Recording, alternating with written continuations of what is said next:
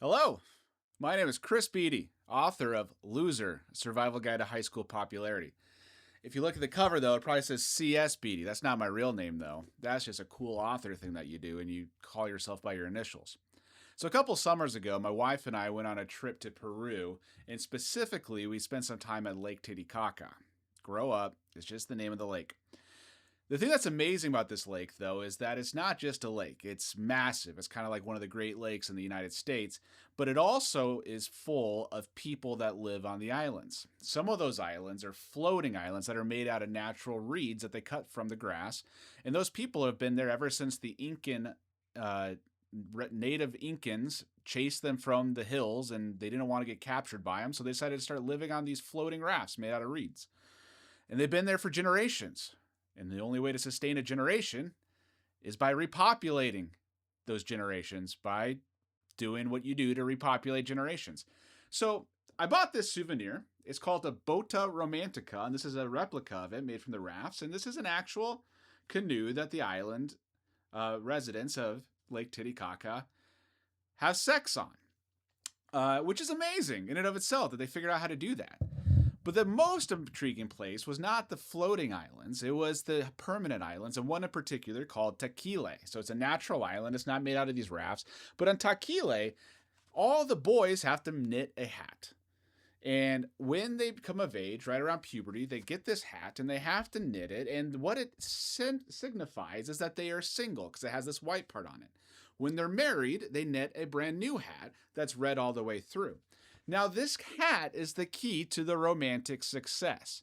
Because if a young lady comes up and they say, hey, that's a really nice hat, we should go on a date, well, things might go well until they go introduce the boy to her parents.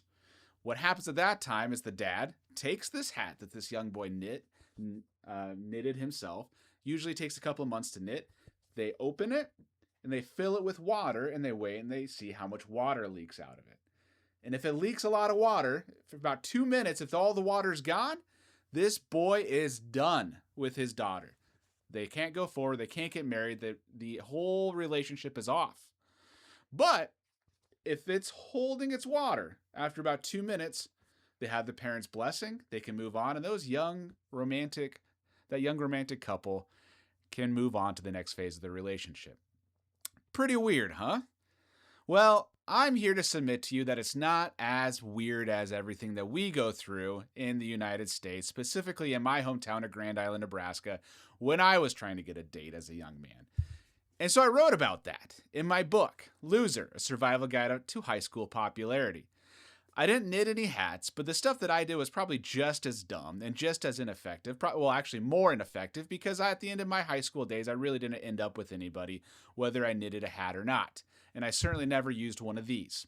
So, regardless of where you're from or where you live, high school coming of age is an awkward time of life with ridiculous stories and embarrassing secrets and everything else that's going on. And part of me wishes that I just had some very standard rules that said, you knit a hat, and if you do a good job, then you get a girlfriend. I didn't have that. Instead, I had no direction at all, and it was enough weird anecdotes to fill a book. So this is my personal story. I'm very proud of it. I hope you enjoy it. Loser, A Survival Guide to High School Popularity by C.S. Beatty. Available now, wherever you get your books. Unless it's a bookstore that doesn't want to carry my book. Thank God for the internet. Thank you. Have a nice day.